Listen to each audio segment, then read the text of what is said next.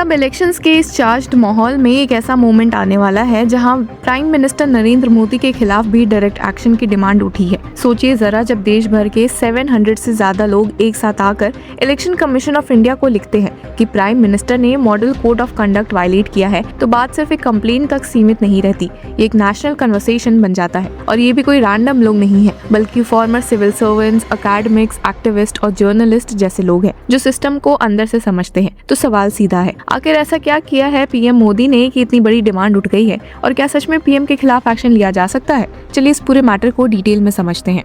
Hello law lovers and justice seekers, welcome to law Chakra. हम आपके लिए लेकर आए हैं कुछ बहुत ही exclusive. Introducing law Chakra prime membership, जो आपको देगा exclusive access like never before. बनिए लॉ चक्रा की प्राइम मेंबर और अनलॉक कीजिए full potential of legal knowledge. अभी ज्वाइन कीजिए। अब पूरी कंट्रोवर्सी शुरू होती है 18 अप्रैल के एक नेशनल एड्रेस से, जहां प्राइम मिनिस्टर नरेंद्र मोदी ने देश को एड्रेस किया। अब सरफेस पर देखा जाए तो पीएम का देश को एड्रेस करना एक रूटीन बात लग सकती है, लेकिन टाइमिंग यहाँ सबसे क्रूशियल फैक्टर बन जाती है। उस वक्त मल्टीपल स्टेट्स में इलेक्शंस चल रहे थे और model code of conduct already लागू था। असम, केरला एंड पुडुचेरी में वोटिंग हो चुकी थी। तमिलनाडु एंड वेस्ट बंगाल में इलेक्शंस होने वाले थे और पूरा political environment extremely sensitive stage पर था। इसी बैकड्रॉप में ये स्पीच दिया गया जो कंट्रोवर्सी का सेंटर बन चुका है। कंप्लेन में सबसे स्ट्रॉन्ग एलिगेशन ये है कि ये एड्रेस एक न्यूट्रल गवर्नेंस कम्युनिकेशन नहीं था, बल्कि इलेक्शनियरिंग एंड पार्टिसन प्रोपेगेंडा था। ये एग्जैक्ट वर्डिंग्स यूज की गई है कंप्लेनेंट्स के द्वारा, जो क्लियरली दिखाता है कि उनका कंसर्न कितना सीरियस है। उनका कहना है कि स्पीच सिर्फ कंटेंट के बेसिस पर ही प्रॉब्लमैटिक नहीं है,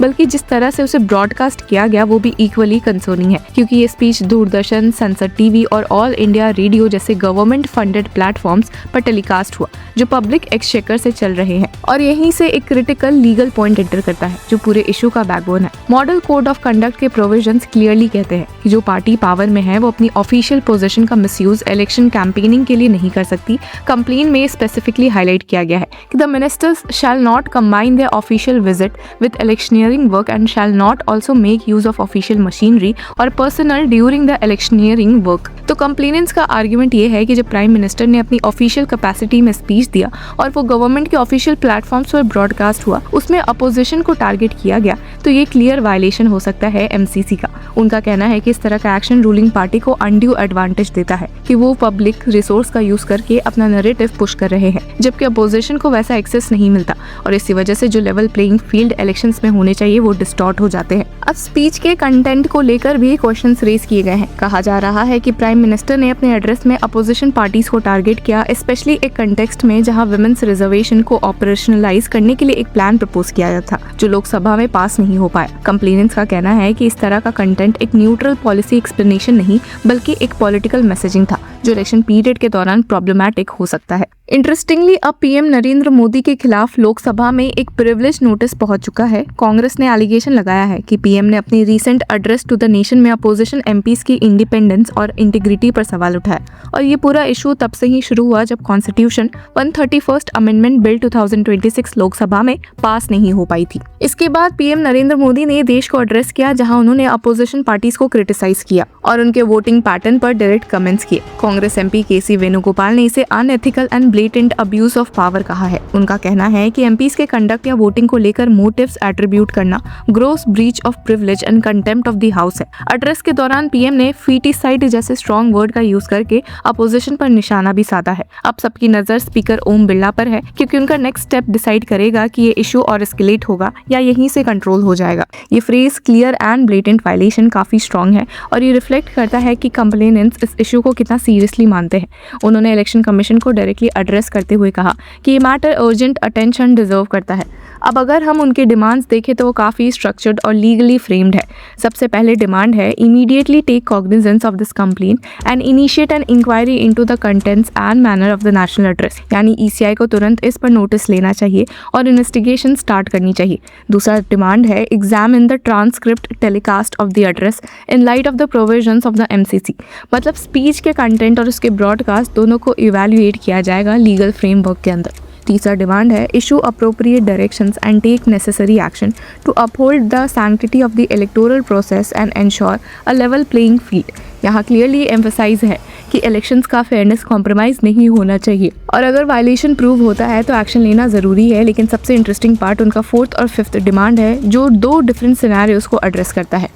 उन्होंने कहा कि अगर ये speech election commission of India की प्रायर परमिशन से ब्रॉडकास्ट हुआ है तो equal time on the national media should be provided to other political parties to present their point of view. इसका मतलब ये है कि अगर रूलिंग पार्टी को पब्लिक प्लेटफॉर्म्स पर अपना मैसेज रखने का मौका दिया गया है तो फेयरनेस के लिए अपोजिशन को भी वही प्लेटफॉर्म और सेम टाइम मिलना चाहिए। और अगर बिना परमिशन के ब्रॉडकास्ट हुआ है तो कंप्लेनेंट्स ने डिमांड की है the ECI should immediately order the removal of this speech from all official records, government websites and media platforms and take other suitable deterrent action. ये काफ़ी स्ट्रॉन्ग रेमेडी है जो सिग्नल करता है कि अगर वायलेशन इस्टेब्लिश होता है तो उसके सीरियस कॉन्सिक्वेंसेस होने चाहिए। अब यहाँ एक डीपर कॉन्स्टिट्यूशनल एंगल भी इमर्ज होता है। इलेक्शन कमीशन ऑफ इंडिया का रोल आर्टिकल 324 के अंदर डिफाइंड है जहाँ उसे free and fair elections ensure करने की रिस्पॉन्सिबिलिटी दी गई है। कंप्लेनेंट्स ने स्पेसिफिकली मेंशन किया है कि कमीशन को अपने कॉन्स्टिट्यूशनल मैंडेट के अंदर एक्शन लेना चाहिए। इसका मतलब ये है कि ये केस सिर्फ एक कोड वायलेशन का नहीं बल्कि इंस्टीट्यूशनल अकाउंटेबिलिटी का टेस्ट भी बन सकता है। लेकिन पिक्चर का दूसरा साइड भी उतना ही इंपॉर्टेंट है। गवर्नमेंट या रूलिंग पार्टी ये आर्ग्यू कर सकती है कि प्राइम मिनिस्टर का एड्रेस एक ऑफिशियल कम्युनिकेशन था जिसका पर्पस गवर्नेंस रिलेटेड इश्यूज पर बात करना था। अब सबसे बड़ा सवाल ये है कि इलेक्शन कमीशन इस कंप्लेंट पर क्या स्टैंड लेगा। क्या वो उसे एक सीरियस इशू मानकर इंक्वायरी इनिशिएट करेगा? क्या वो स्पीच के कंटेंट और कंटेक्स्ट दोनों को डिटेल्ड एनालिसिस करेगा? और अगर वायलेशन एस्टैब्लिश होता है तो क्या वो प्राइम मिनिस्टर के खिलाफ भी एक्शन लेने का प्रेसिडेंट सेट करेगा? अभी तक इस मुद्दे पर ECI की तरफ से कोई रिस्पॉन्स नहीं आया है, पर सवाल उठ रहे हैं कि क्या ये मैटर एक पॉलिटिकल कंट्रोवर्सी बनकर रह जाएगी जहां दोनों साइड्स अपने अपने आर्ग्यूमेंट्स देते रहेंगे और कोई कॉन्क्रीट एक्शन नहीं होगा। ये भी एक पॉसिबिलिटी है क्योंकि MCC का इन्फोर्समेंट कभी कभी इंटरप्रिटेशन पर डिपेंड करता है और हर केस अपने फैक्ट्स के बेसिस पर डिसाइड होता है। पर व्यूवर्स, इस पूरे मुद्दे पर आपकी क्या राय है? Do let us know in the comment section. Until then keep following law चक्र।